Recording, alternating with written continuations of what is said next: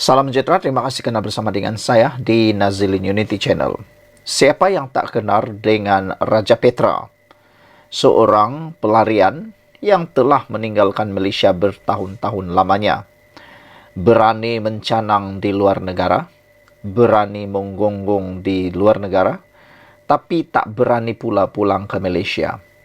Sibuk menjaga tepi kain pentadbiran negara, sibuk mengecam Perdana Menteri, sibuk mengecam kebanyakan pentadbiran Malaysia. Beliau seakan-akan adalah orang yang paling hebat, paling banyak mengetahui tentang negara. Kadang-kadang kita juga hairan dari mana data, maklumat yang Raja Petra peroleh. Kadang-kadang kita tahu ada sebahagiannya adalah tentang perkara yang tak benar. Tapi persoalan besar, siapakah tali barut kepada Raja Petra sehingga beliau mudah mendapatkan maklumat-maklumat penting daripada negara? Bahkan tidak keterlaluan, ada juga maklumat sulit yang sering kali beliau lebih dahulu dapat berbanding dengan orang lain. Itu satu kehebatan Raja Petra. Tapi satu keburukan beliau ialah beliau tak berani pulang ke Malaysia sehingga ada netizen mencabar Raja Petra pulang ke Malaysia supaya beliau boleh bertanding menjadi ahli parlimen atau ahli Dewan Undangan Negeri Malaysia dan boleh membantu bukan sekadar menggonggong, menulis, bercakap, mengecam seperti pengecut di luar negara. Beliau patut pulang ke Malaysia. Dan kita boleh lihat, bolehkah dia menang atau tidak? Atau dia hanya jago sebagai keyboard warrior atau sebagai cyber trooper tapi tak mampu buat apa-apa di Malaysia. Banyaklah jawapan yang beliau beritahu. Tapi yang sedihnya sekarang ini ialah Raja Petra tiba-tiba kena boikot oleh walaun. Para walaun yang seringkali sinonim dengan penyokong pembangkang. Kalau sebelum ini Raja Petra seringkali disukai oleh walaun, disokong oleh walaun, tapi kini kelihatan Raja Petra kena boikot. Ini gara-gara beliau tak sokong. Raja Petra kena boikot gara-gara tak sokong walaun. Itulah tersilap langkah, akhirnya terkena juga. Penulis blog kontroversi dalam pelarian, Raja Petra Kamarudin dilihat telah kena boikot dengan pembangkang atau mesra dipanggil sebagai walaun. Bila tak sokong walaun, Raja Petra diboikot.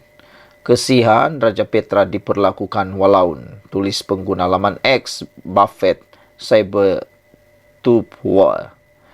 Dalam platform sama, My News Hub dalam hantarannya pun pula menulis tentang Raja Petra atau lebih dikenali sebagai RPK tentang sokongannya yang berubah mengikut siapa yang berkuasa. Dulu jilat sokong Muhyiddin, Tan Sri Muhyiddin Yassin. Sekarang jilat Anwar, Datuk Seri Anwar Ibrahim. Ikut siapa baling tulang lagi mahal. Nak berhenti dah ikut dia ni. Tak relevan langsung dah templak portal berita itu. Raja Petra yang sudah lama berada di England pernah membandingkan keadaan dirinya dengan penghijrahan Nabi Muhammad. Dia mengaku mengikut sunnah Rasulullah dan berhijrah ke England. Walhal Rasulullah berhijrah untuk berdakwah. Sebaliknya, Raja Petra pula berhijrah untuk menaburkan fitnah. Dia lari meninggalkan Malaysia kerana kalah dalam 2 kes saman berjumlah hampir 1 juta ringgit. Mahkamah mengarahkan dia perlu membayar RM600,000 kepada Lim Guan Eng dan RM300,000 lagi kepada Safi Abdullah. Mutakhir ini, Raja Petra Kamarudin dilihat menyokong kerajaan Madani diterajui Datuk Seri Anwar Ibrahim. Bulan lalu, dia berulang kali menganggap langkah Dubai yang digerakkan pihak pembangkang bagi menjatuhkan kerajaan Madani sebagai gagal. Anwar tidak boleh dijatuhkan. Langkah Dubai gagal walaupun mereka kata ada angka. Dikatakan 120 ahli parlimen menyokong, akan bertambah naik lagi lebih 120. Langkah Dubai memang ada tetapi gagal. Usaha untuk menjatuhkan Anwar tidak berjaya. Memang ada usaha menjatuhkan tetapi tidak berjaya, katanya menerusi rakaman video yang tular di media sosial. Pengakuan Raja Petra itu selepas pengumuman Ketua Polis Negara Tan Sri Razaruddin Hussein pada 15 Januari yang memanggilnya dan yang akan memanggilnya dan beberapa lagi individu. Mereka dipanggil untuk dirakam keterangan berhubung langkah Dubai. Saudara-saudara sekalian, itulah dia pendedahan yang paling luar biasa. Apabila pendapat Anda tentang Raja Petra? Apakah Anda setuju dengan para penganalisis politik, pemerhati politik, supaya mencabar Raja Petra kembali semula ke Malaysia dan bertanding sebagai ahli Dewan Undangan Negeri dan ahli Parlimen? Sekian dulu untuk kali ini. Jangan lupa tinggalkan komen Anda, tekan butang subscribe. Bye-bye. Salam sejahtera. Terima kasih kenal bersama dengan saya di Nazilin Unity Channel. Sanusi. Itulah yang selalu menjadi bualan mulut di media sosial sekarang, lebih-lebih lagi melibatkan Kementerian Dalam Negeri. Hari ini, Kementerian Dalam Negeri melalui menterinya mendedahkan satu perkara, habit atau tabiat Sanusi Mat Noor yang kelihatan betul-betul tidak profesional.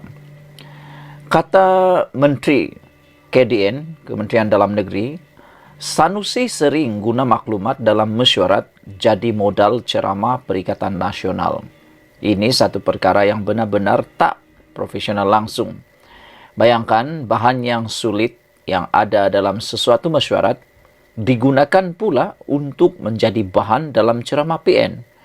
Bayangkan, perkara yang sulit tiba-tiba boleh pula jadi bahan.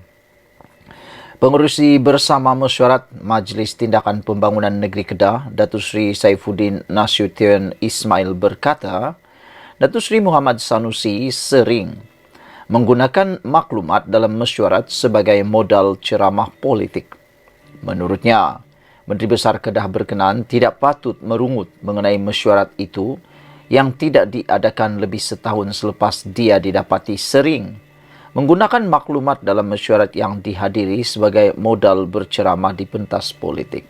Dengan kata lain, kehabisan modal.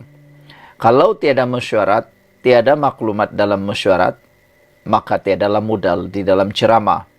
Malangnya, setiap kali menghadiri mesyuarat, modal pula digunakan daripada mesyuarat tersebut. Ini perkara yang memang benar-benar melanggar tata susila sesuatu mesyuarat, kerahsiaan mesyuarat tersebut. Itulah ramai netizen kata, begitulah sikap orang yang susah nak cari modal. Hanya dapat modal apabila menggunakan perkara-perkara yang sensitif seperti itu. Menteri Dalam Negeri berkenan juga berkata, Sanusi tidak tahu membezakan perkara berkaitan urusan negara dengan perbezaan politik, sehingga kadang-kala memperlekeh pengerusi mesyuarat yang dihadirinya. Dia tak perlu mengadu kenapa mesyuarat pembangunan negeri tak dibuat.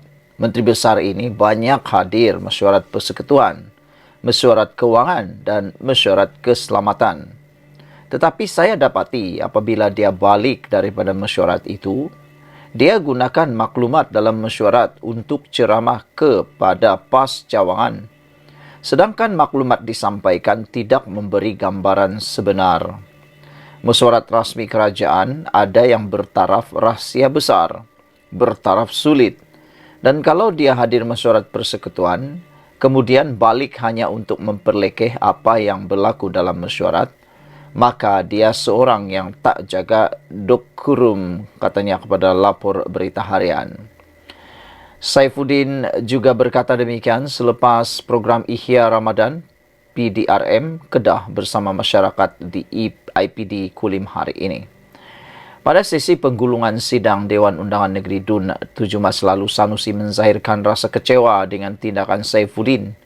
Sanusi yang juga pengerusi PN negeri itu mendakwa, Saifuddin gagal mengadakan mesyuarat itu sejak lebih setahun lalu bagi membincangkan program atau projek infrastruktur kerajaan persekutuan di Kedah dengan kerajaan negeri. Kata pemimpin PAS berkenan, perkara itu tidak harus berlarutan kerana ia berkait dengan peruntukan di bawah persekutuan dan sebahagiannya terletak bawah kuasa negeri seperti tanah. Mengulas lanjut, Saifuddin berkata, tiada sebarang gangguan terhadap tugas dan peranan beliau sebagai pengerusi jawatan kuasa itu bagi memantau pelaksanaan projek persekutuan di Kedah, walaupun mesyuarat itu sudah lama tidak diadakan. Jelasnya, projek persekutuan yang di negeri terbahagi kepada dua, iaitu projek bukan fizikal, boleh dilaksanakan seperti biasa dan projek fizikal lazimnya membabitkan kerja sambungan daripada kelulusan terdahulu.